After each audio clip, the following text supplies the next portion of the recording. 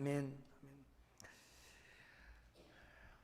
우리 하나님의 말씀은 우리 계속해서 누가복음을 이어서 보도록 하겠습니다. 오늘은 누가복음 10장입니다. 이제 누가복음 10장 1절부터 7절에 있는 말씀까지를 우리 합독을 해서 읽도록 하겠습니다. 누가복음 10장 1절부터 7절에 있는 말씀입니다. 그 후에 주께서 따로 70인을 세우사 친히 가시려는 각 동네와 각 지역으로 둘씩 앞서 보내시며 이르시되 추수할 것은 많되 일꾼이 적으니 이러므로 추수하는 주인에게 청하여 추수할 일꾼들을 보내어 주소서 하라. 갈지어다 내가 너희를 보냄이 어린 양을 이리 가운데 보냄과 같도다. 견대나 배낭이나 신발을 가지지 말며 길에서 아무에게도 문안하지 말며 어느 집에 들어가든지 먼저 말하되 이 집에 평안할지어다 하라. 만일 평안을 받을 사람이 거기 있으면 너희의 평안이 그에 머물 것이요 그렇지 않으면 너희에게로 돌아오리라. 그 집이 유하며 주는 것을 먹고 마시라. 일꾼이 그 삭슬 받는 것이 마땅하니라. 이 집에서 저 집으로 옮기지 말라. 아멘. 아멘. 우리는 이미 우리 누가복음 9장 1절에서 예수님께서 12제자를 부르셨고 그 12제자에게 우리 예수님이 또 권능도 주시고 또 능력 권위를 주셔서 파송하는 보내시는 예수님의 모습을 우리는 9장 1절에서 보았습니다. 그런데 오늘 10장 1절에는 12제자 외에 이번에는 예수님께서 70명이나 따로 세우셔가지고 70인을 파송하는 이런 장면이 오늘 10장 1절부터 우리가 읽은 본문이 되겠습니다. 9장에서는 12제자에게 주님이 능력과 권위까지 주시면서 파송을 했습니다. 또 오늘은 예수님이 70명의 제자들을 파송하면서 주님이 교훈과 은혜를 그들에게 우리에게도 주실 줄로 믿습니다. 오늘 이 말씀 속에 우리에게 교훈하시는 것이 무엇일까요? 저는 크게 두 가지 면을 생각하려고 합니다. 예수님이 사용하시던 사람은 12사도구나 이렇게 생각하지 말라는 겁니다. 12제자만 있었던 것이 아니라 많은 헌신자들이 있었다는 겁니다. 보이는 데서 보이지 않는 데서 하나님 나라에 어떻게 생각해보면 보이는 사람 12제자가 다 하는 것 같지만 그렇지 않다는 겁니다. 보이지 않는 데서 헌신하는 수많은 사람들을 통해서 하나님 나라가 이루어져 간다는 말씀입니다. 또 하나의 교훈은 우리가 12제자가 되지 못했다 할지라도 낙심할 게 없습니다. 하나님은 어떤 사람을 쓰시는가? 헌신된 사람을 필요한 대로 언제나 쓰신다는 겁니다. 그러니 오늘 우리가 교회 안에 오늘날 같으면 직분을 뭘 받았느냐 안 받았냐 그렇게 쓰여질 수도 있겠지요. 그러나 또 하나 우리가 쓰여지는 것은 직임만이 아니라 하나님 앞에 헌신의 자세요 헌신을 통해서 하나님 나라를 이루어가고 일할 수 있다는 교훈을 우리가 늘 생각하고 믿음으로 우리가 살아내야 하겠습니다. 보냄을 받은 사람들이라는 제목으로 우리가 함께 은혜를 나누려고 합니다.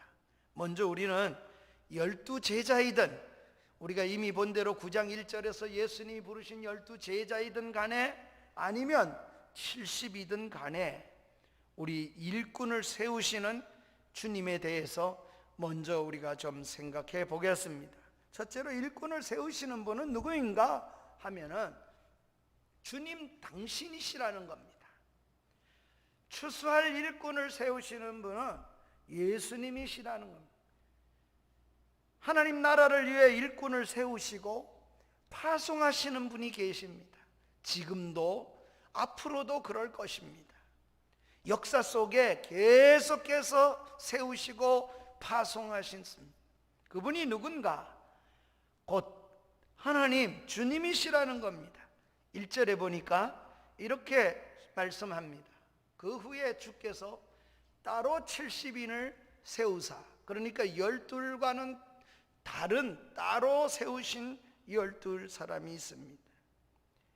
이렇게 주님이 세우시는데, 오늘 본문에는 구역 성경에 제가 일부러 1절을 얹었는데 따로 세우셨다 이렇게 표현하는데, 오늘 본문에서는 달리 세우셨다 이렇게, 다 그 말인데도 번역을 다시 개역이 이렇게 번역을 했습니다. 달리 세우셨다는 말은 구별했다는 의미를 담고 있습니다. 그는 12 제자 외에 달리 따로 70인을 구별해서 세우셨습니다.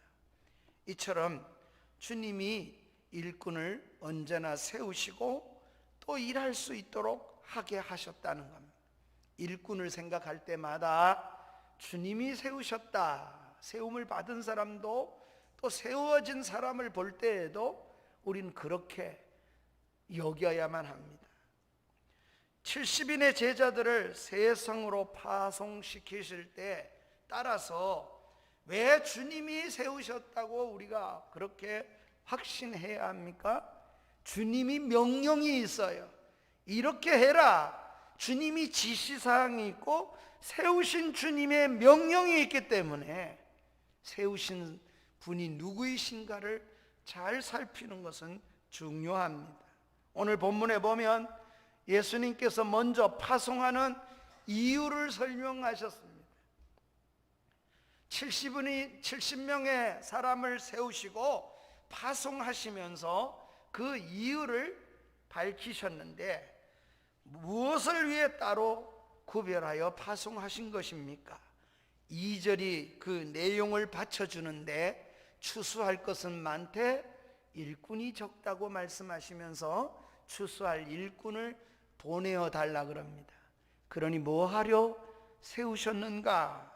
그 파송하는 이유, 세우시는 이유는 추수할 것이 많기 때문에 추수를 위해서 세우신다는 겁니다.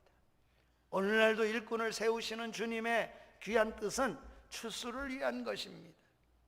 그러니 무엇을 위하여 간구하라? 그러면 추수를 위해서입니다. 곧 추수 때가 끝나면 어떻게 된다는 겁니까? 겨울이잖아요. 추수가 끝나. 마찬가지로 추수가 끝나면 하나님 나라가 도래할 날이 오는 거예요. 지금도 주님은 추수라고 2000년 전에 말씀하신 그 주님이 지금도 죽어가는 영혼들을 건져내는 일이 이 시대에 우리를 일꾼을 세우시는 이유고, 오늘 우리를 주님 부르신 이유라는 겁니다. 이들을 주님께서 어떻게 하시려고 오늘 본문에 이 70인을 세우신 주님은, 오늘 본문을 읽어보면 분명해지는 뜻이 있습니다. 예수님께서 가서 복음을 전하려고 하는 그 동네 또는 지역으로 70인을 먼저 보내셨습니다. 앞서 보내시면서 주님이 명하신 것입니다. 그러니 무엇하라고 보냈겠습니까? 예수님의 말씀을 받아들이고 주님을 영접할 수 있도록 받아들이는 준비를 하도록 하기 위해서 예수님께서 따로 세우신 것입니다. 목적은 주님이 그와 같이 하시기 위해서입니다. 예수님을 영접하게 하는 거예요. 오늘날도 목사가 소리를 지르든 여러 가지 설명을 하든 목사의 최고의 설교의 가치성, 무엇하러 저런 얘기를 하나, 잘 살게 하고 부자 되게 하려는 게 아니에요. 그것은 예수님을 받아들이게 하기 위한 거예요. 주님을 영접하게 하기 위해서 다양하게 가르치기도 하고, 때로는 전파하기도 하고, 때로는 설득도 하고, 다 주님 만나게 알게 하기 위한 여기에 모든 포커스가 맞추어져 있다는 겁니다. 또 하나 기억해야 될 것은 12제자만이 하는 게 아닙니다. 이 일은 다양한 많은 사람들, 주께 헌신된 사람들은 다 쓰임받도록 그렇게 되어 있습니다. 그러니 주님을 영접하게 하는 일을 하게 하기 위해서 쓰여지는 일에 있어서는 12제자만이 그렇게 쓰여지는 게 아니고 주님이 부르신 모든 사람은 다 그렇게 사명을 띠고 있습니다. 우리 모두가 비록 숫자적으로는 보잘것없는 작은 수라도 온전히 헌신되는 사람이 되었으면 좋겠는데, 이 복음이 전파되기 위해서 또는 복음을 전파하는 사람이 힘을 내서 잘 전파하는 일에 내가 협조하는 사람으로 또는 전파하는 사람으로 쓰임받는 우리 모두가 되어지기를 주의 이름으로 간절히 축원합니다. 특별히 예수님께서는 이렇게 목적을 가지고 파송하는 이유를 설명하신 주님이 파송하면서 특별히 어떻게 파송했습니까? 둘씩 짝지어서 파송을 하셨습니다. 파송은 혼자가 아니라 둘씩입니다. 짝지어 보내셨습니다. 70명을 둘씩 짝을 지어 보냈다고 했습니다. 1절 하반절에 보면 그렇게 말씀을 하시는데, 둘씩 앞서 보내시며, 이렇게 각 처서로 보내는데 1절에 보면 둘씩 앞서 보내셨다고 했습니다. 혼자가 아닙니다. 협력해서 하도록 그렇게 하신 것입니다. 하나님의 나라 일을 어떤 한 사람이 다 집중해서 할 수 있는 그런 일로 하나님이 세우시지 않으셨어요. 그러니 하나님 나라 일은 반드시 두 사람 이상이 합력해서 할 수 있는 일이라는 것을 언제나 염두에 두어야겠습니다. 그렇게 일하는 것이 사역의 원리요, 일하는 원리입니다. 제자들을 보내실 때에도 둘씩 보내셨어요. 12제자도 그렇고 70인도 그렇습니다. 따라서 내 모든 사역은, 한번 따라 합시다. 내 모든 사역은 협력하는 일이다. 협력을 어떻게 잘하느냐, 이 일이 너무 중요한 거예요. 어떤 사람이 엄청난 달란트를 가지고 있다 해도 혼자 하도록 하나님이 하신 일이 아니, 하나님 나라예요. 함께 협력하도록 하였습니다. 그래야 하나님의 일이 되어지도록, 그렇게 주님이 우리의 사역이 어떻게 되어지는가, 합력함으로 되어지도록 했어요. 예컨대 기도하는 일이 있잖아요. 우리가 주님과 직접 그 기도하는 일은 우리가 엎드려 내가 주님과 기도하는 거 아닙니까? 그 기도마저도 함께하는 게 중요하다. 예컨대 기도를 주님이 가르쳐 주시면서 마태복음 18장 19절에 보면은 이렇게 말씀합니다. 내가 진실로 너희에게 말한다. 너희 중에 두 사람이 땅에서 합심하여 무엇이든지 구하면, 두 사람이 마음을 같이 해서 합심해서 구하면 내 아버지께서 그들을 위하여 이루게 하시리라. 기도도 혼자 하는 것도 중요하지만 같이 기도하는 것이 중요합니다. 함께. 우리 주님이 이렇게 한 번만 가르치신 게 아니에요. 18장 20절에도 보면 이렇게 얘기를 합니다. 두 사람이 주님의 이름으로 모인 곳에 나도 함께. 혼자 있는 곳이 아니. 그래서 신앙생활은 따라하세요. 모일 수 있으면 모여야 한다. 아멘. 모일 수 있는 한에서는, 마지막 때가 되면은 모이기를 패하는 어떤 사람들이 나온다 그랬어요. 환경이 그럴 수 있어요. 여건이 그래요. 모이기를 점점 패하게 됩니다. 거기에 주님이 나라가 확장되는 일이 일어나는 게 아니라는 거예요. 따라서 협력하는 일이 얼마나 중요한 것인가를 주님 말씀하십니다. 하나님의 나라는 혼자서 일하는 나라가 아닙니다. 이것은 정해준 영적 원칙이라고 말씀드릴 수 있습니다. 정해준 주님의 원칙이에요. 왜입니까?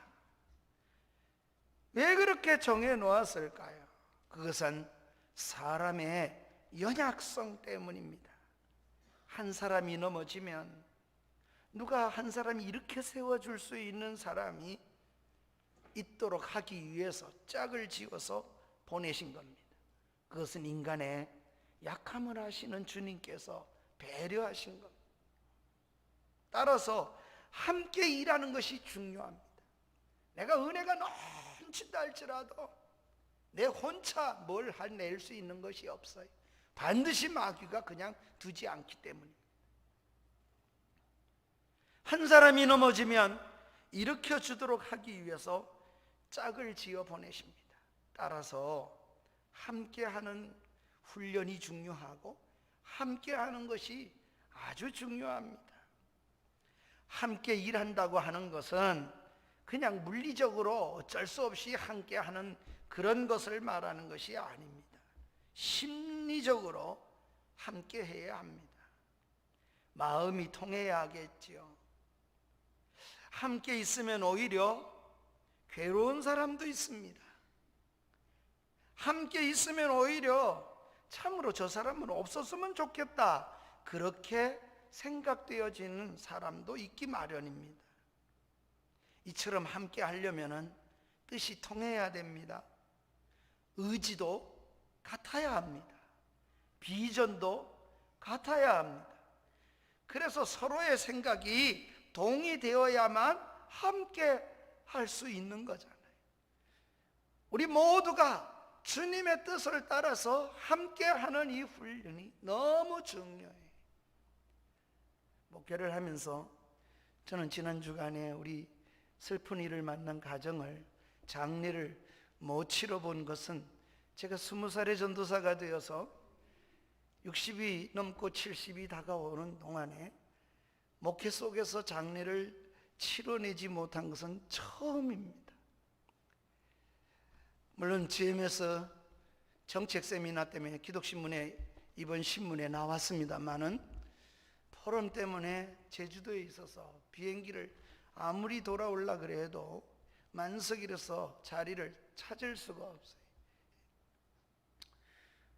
어쩔 수 없는 상황도 있지요.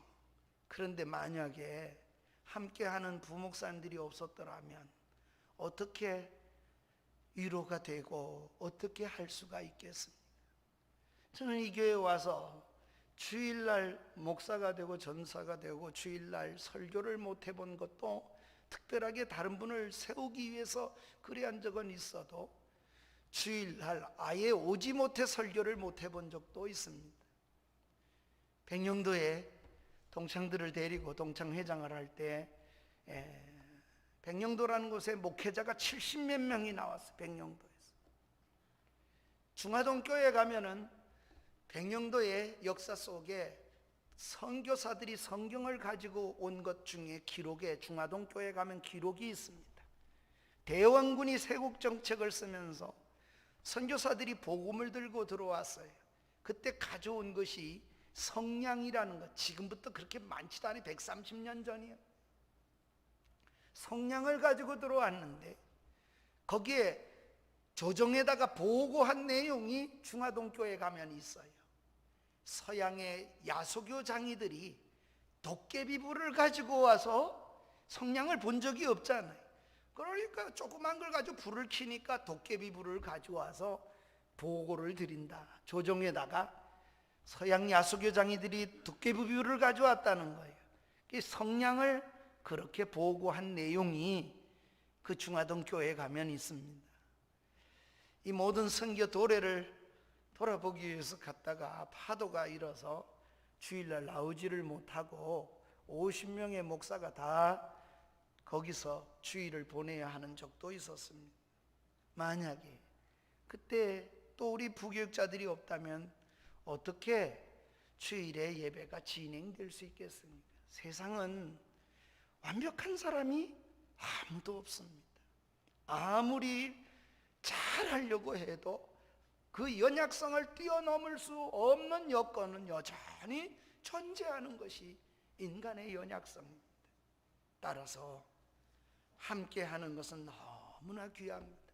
사랑하는 성도 여러분, 우리도 70명의 제자들처럼 이 세상에 보내졌습니다.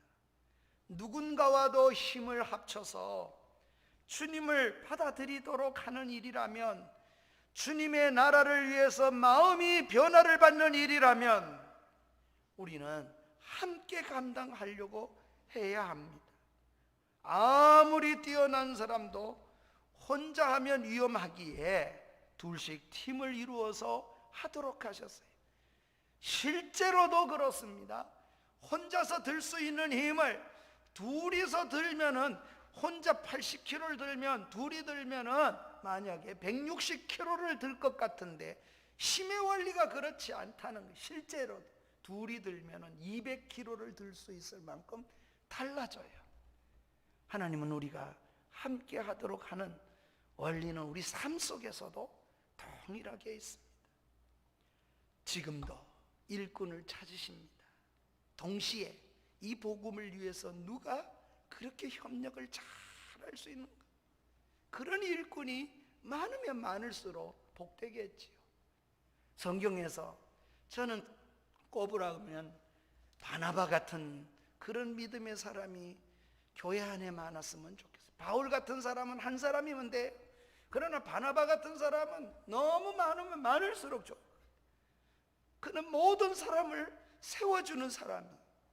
바울을 세워주는 사람이고, 베드로 앞에 자기 전 재산을 들여서 섬기는 일에, 사도들이 복음 전파하는 일에, 초대교회에 이 복음이 확산되는 일에 아주 놀라운 사역을 한 사람이 바나바예요.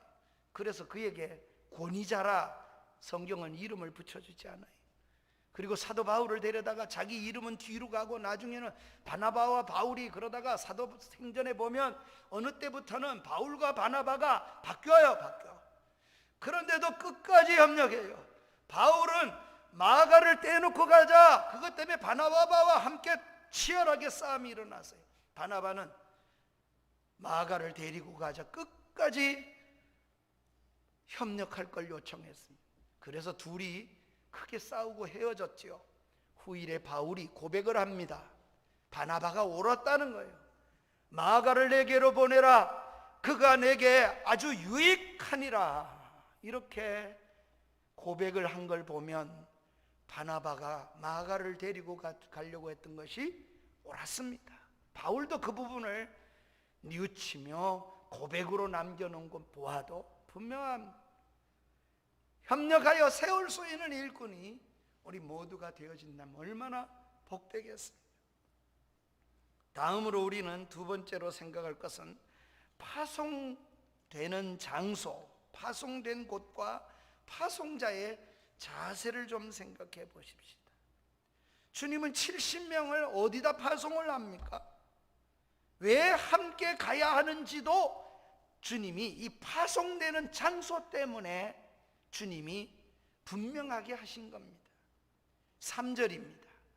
이렇게 말씀합니다. 함께 읽을까요? 시작. 갈지어다 내가 너희를 보냄이 어린 양을 이리 가운데 보냄과 같도다. 왜 둘씩 보내셔야 됐나? 그 이유가 파송받는 장소와 무관하지 않습니다. 마치 주님은 파송되는 장소를 이렇게 표현합니다. 어린 양을, 이리가 쫙 둘러싸이는 그 가운데다가 어린 양을 보내는 것과 같기 때문이라고 말씀하십니다. 즉 이리 가운데 보내는 양이기 때문에 주님이 그렇게 하신다는 겁니다. 그것도 이리 가운데 어미 양도 아니에요. 어린 양.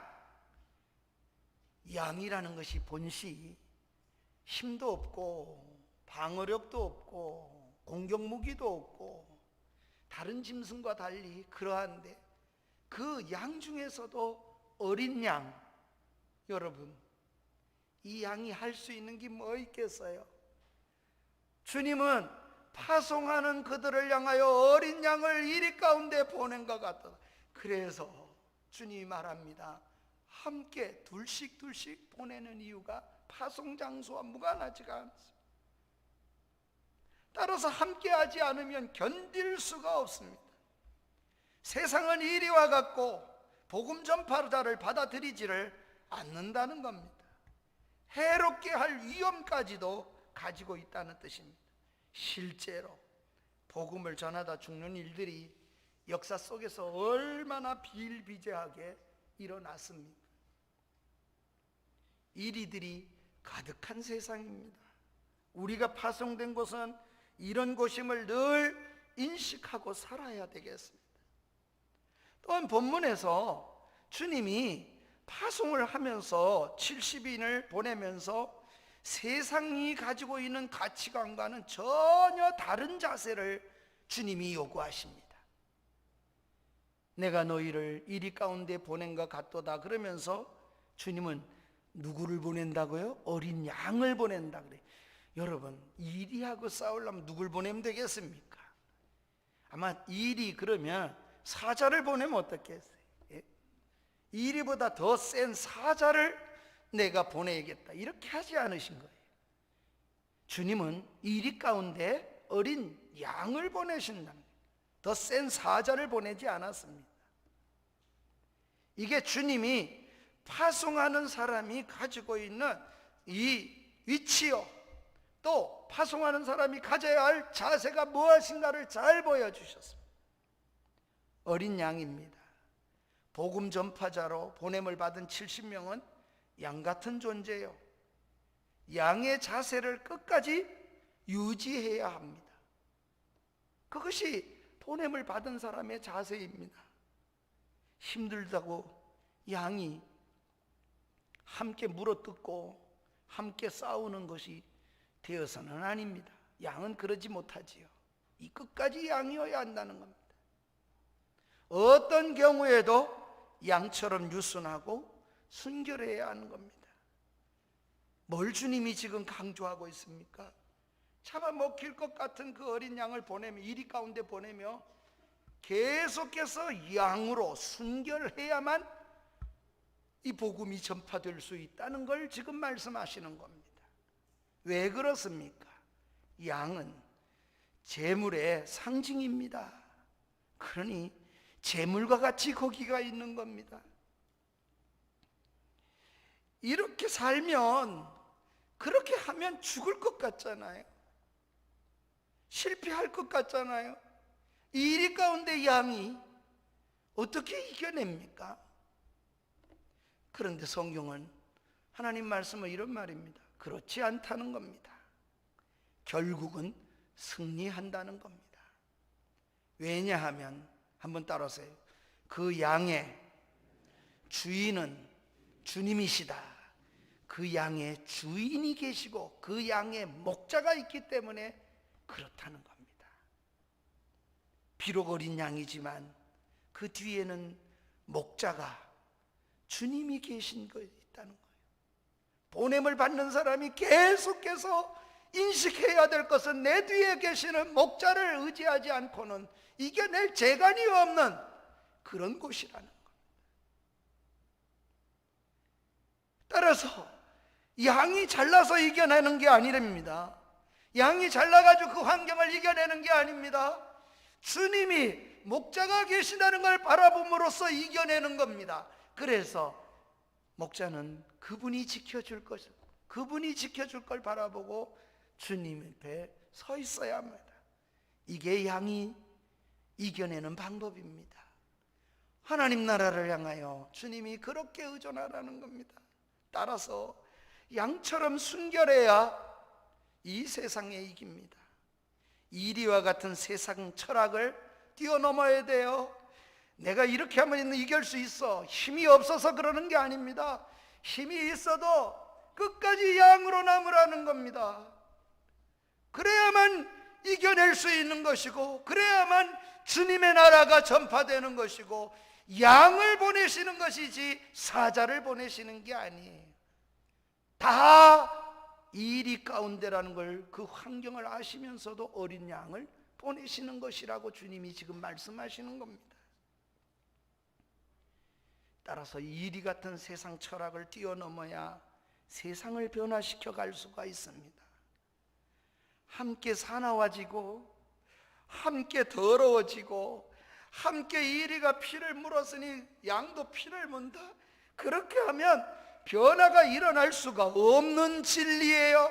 이런 진리를 지금 주님이 파송하며, 그래서 주님이 세우고 주님이 보내고 주님이 말씀하시는 것을 지켜야 된다고 말씀하시는 겁니다. 그래서 이리처럼 함께 사나워지고 이리처럼 함께 더러워지면 결코 하나님 나라를 펼칠 수가 없습니다. 또 한 가지 파송받는 사람은, 파송된 어린 양은 오직 목자이신, 보냄을 보내신 그 목자를 의지해야 합니다. 주님만 의지해야 합니다. 내 힘으로 하지 않습니다. 그래서 우리는 이미 앞에서 보았지만 다른 어떤 것도, 어떻게 12제자에게도 똑같은 메시지가 있어요. 다른 그 어떤 것도 의지하지 말라는 겁니다. 오늘 본문 4절에 다시 70인을 보내면서 4절을 같이 읽겠습니다. 시작. 전대나 배낭이나 신발을 가지지 말며 길에서 아무에게도 문안하지 말라고 하십니다. 돈의 힘도 사람의 힘도 아닙니다. 오직 목자이신 주님의 힘입니다. 비록 아무런 힘이 없는 양이지요. 그렇지만 힘을 공급하는 사람을 하나님 주님이 목자가 한다는 거예요. 그러니 필요하다면 힘을 가진 사람을 만나게 해주실 것이고, 필요하다면 하나님이 기쁨으로 맞이할 수 있는 돈을 가진 사람을 붙여주실 것이고, 주님의 일을 꼭 해야 될 일이라면 주님이 그렇게 하신대요. 그래서 주님이 하셨다는 것을 구체적으로 느끼면서 살아가야 될 것이 파송받는 자의 태도요, 자세가 되어야 된다는 것입니다. 사랑하는 여러분, 그러기에 주님은 이렇게 말합니다. 목자가 그렇게 한대요. 기쁨으로 받아들이고 변화되는 사람도 그렇게 하는데 반드시 생길 거라는 겁니다. 양으로 살면 양을 만나게 되지만 이리로 살면 양들은 다 피해서 도망가고 말 겁니다. 저 18살에 영국에서 파송을 받고 이 복음을 들고 산동성에 들어와 이 복음을 전하다가 풍토병의 아내를 잃어버리고, 그리고 23살의 꽃다운 나이에 한국이라는 이 조선 땅에 대동강을 통해서, 저 강화도를 통해서 복음을 들고 들어온 토마스가 있습니다. 23살이면 얼마나 꽃다운 나이입니까? 그런데 제 이름하고도 너무 비슷한 평양의 박춘권이라고 하는 그런 관리가 팔을 내려쳤습니다. 팔이 떨어져 나간 거예요. 그러니 왼쪽으로 다시 성경을 또 들었습니다. 예수 믿으라는 거예요. 양으로서 왼쪽을 쳤습니다. 그리고 목이 날아갔습니다. 대동강에서 순교를 한 겁니다. 그 박충권이가 예수를 믿고 새롭게 되는 사람이 되었습니다. 사랑하는 여러분, 죽인 그 사람이 예수를 믿고 끝까지 양으로 살았기에 그를 보고 가마를 입고 정말 다른 사람으로 하나님 나라에 쓰이는 사람이 되어집니다. 거기에 10배, 20배, 30배 결실을 가져오도록 주님이 하신 겁니다.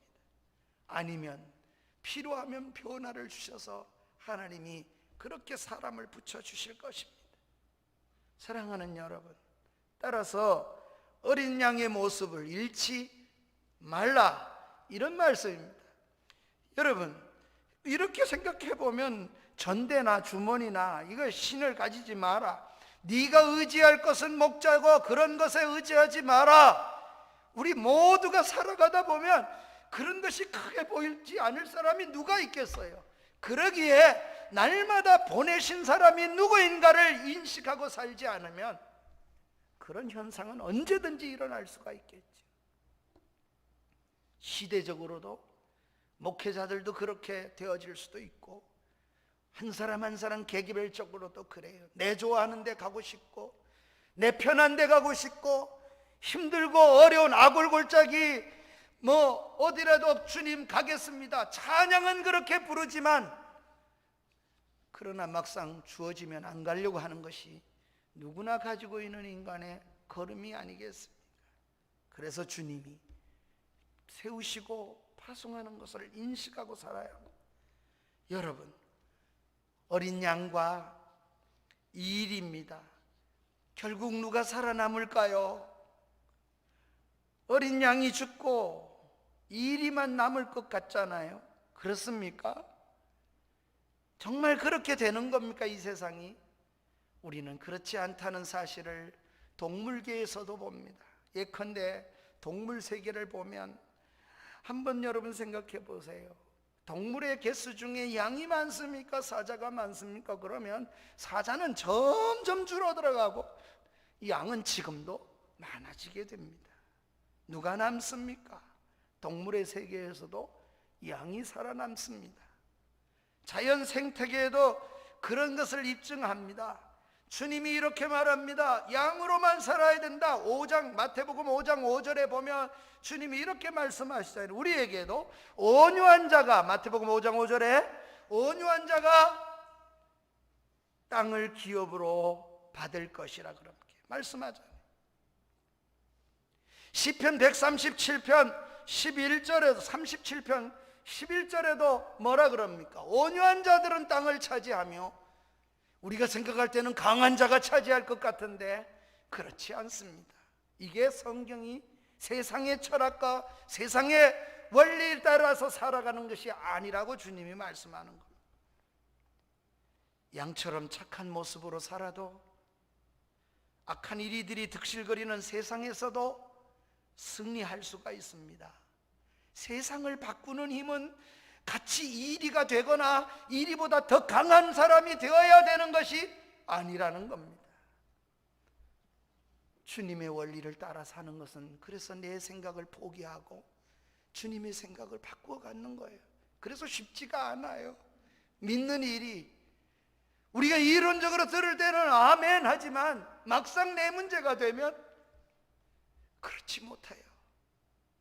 삶으로 예수를 믿어야 된다는 이유가 무엇인가를 철저하게 배워야 될 것입니다. 이제 마지막으로 우리가 생각해 볼 것은 파송받은 자의 사명이 있습니다. 어떤 사명 때문에 그렇습니까? 사명이 무엇입니까? 그것 때문에 그렇게 하라는 겁니다. 파송된 자는 목자만 의지하는 양으로 살아야 합니다. 이리 가운데서도 돈이나 이런저런 필요한 물질을 의지하지 말아야 될 것입니다.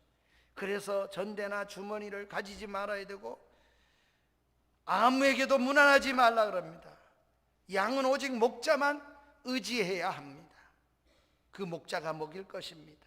아무에게도 무난하지 말라는 말은 인사도 하지 말고 살아라 이런 것이 아닙니다. 한번 따라합시다. 주님만 의지하고 살아라.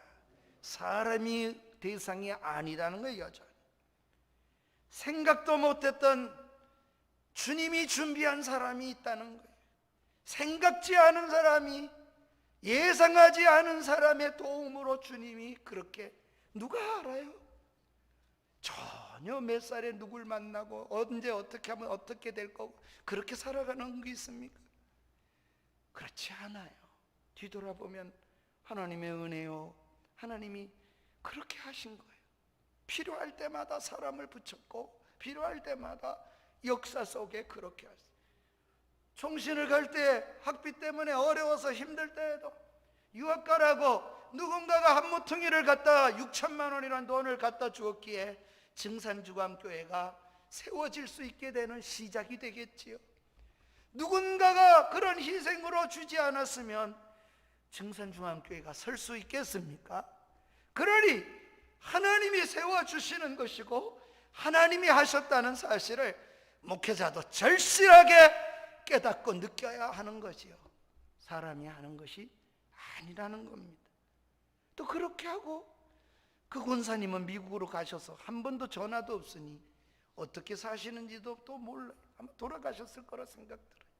또 어떻게 세워졌는지도 그도 모르고 하늘나라 가서야만 알는지도 모르겠어요. 사랑하는 여러분, 그러기에 주님만 의지하고 살라는 겁니다.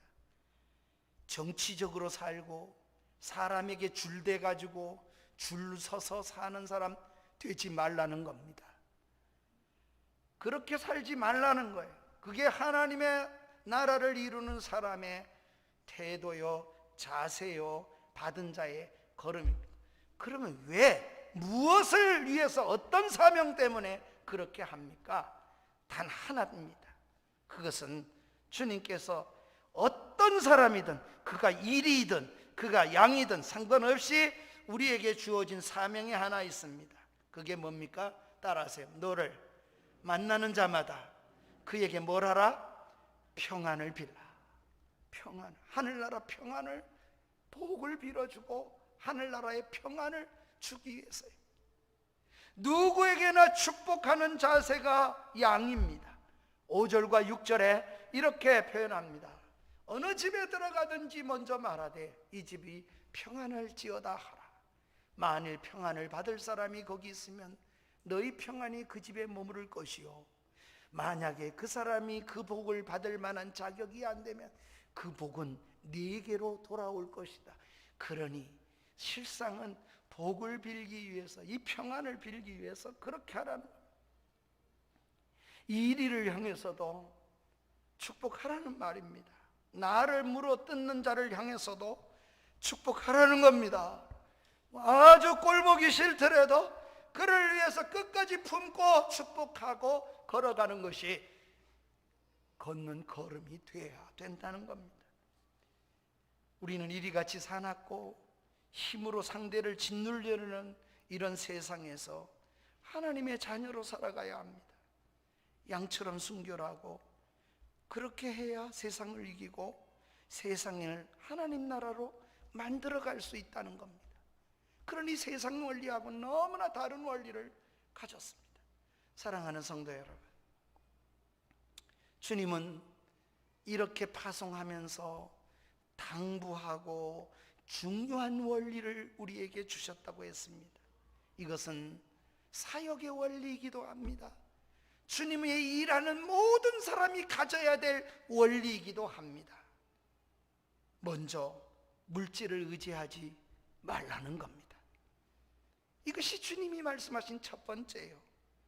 전대나 배낭이나 신발을 가지지 마라. 그러고도 주님은 또 이렇게 말합니다. 사람에게 너만도 인사하지 마라. 이 말은 사람도 의지하지 말라는 겁니다. 어떤 사람이 그 사람 때문에 없으면 교회가 되나 봐라, 그런 말도 하지도 말아야 되고, 그것 때문에 두려워할 것도 없습니다. 그런 사람 없어도 하나님 나라를 이루어갈 것이고 이루어질 것이라고 믿어라. 이 모든 일은 내가 한다. 내가 너를 파송시켰고 내가 너를 붙잡을 것이고 내가 너와 함께 할 것이다. 이것이 주님이 파송하며 주는 제자들에게 당부하신 중요한 원리입니다. 그리고 한 가지 더 강조하십니다. 어디를 가든지 누구를 만나든지 평안을 할지어다라고 선언하라는 것입니다. 복음의 핵심이 뭡니까? 평안입니다. 평안. 주님이 이 땅에 오신 것은 평안을 주시기 위해서 오신 것입니다. 죄가, 어두움으로 오신 이 땅의 죄가 평안을 파괴해버렸습니다. 이제 주님을 통해서 이 땅에 평안을 만들어 가야 할 사람들이 저요, 여러분입니다. 주님이 그렇게 부르셨어요. 때로 그래서 은혜를 받고 우리는 내가 가는 곳마다 평안이 임할 수 있는 은혜가 있기를 주의 이름으로 축원합니다. 시끄러운 곳에도 내가 그 자리에 있으므로 그 장소가 평안해질 수 있다면 사명을 잘 감당하고 있는 거라고 여겨도 됩니다. 그런데 그 사람만 들어가면 분란이 일어나고 그렇게 사는 것은 아무리 자기가 깨끗한 것 같아도 하나님 나라하고는 역행하는 겁니다. 믿음의 걸음 속에 하나님의 걸음을 걷게 해주시옵소서. 우리 모두가 참된 평안을 만들어가고 참된 하나님 나라를 이루어지게 해 주옵소서. 내 정체성을 잃어버리지 않으면서도 그렇게 살아내는 하나님의 사람으로 살아가게 하옵소서.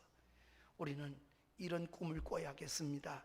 다 같이 일어나셔서 우리 찬양을 드리는데, 나의 갈 길 다가도록 384장입니다.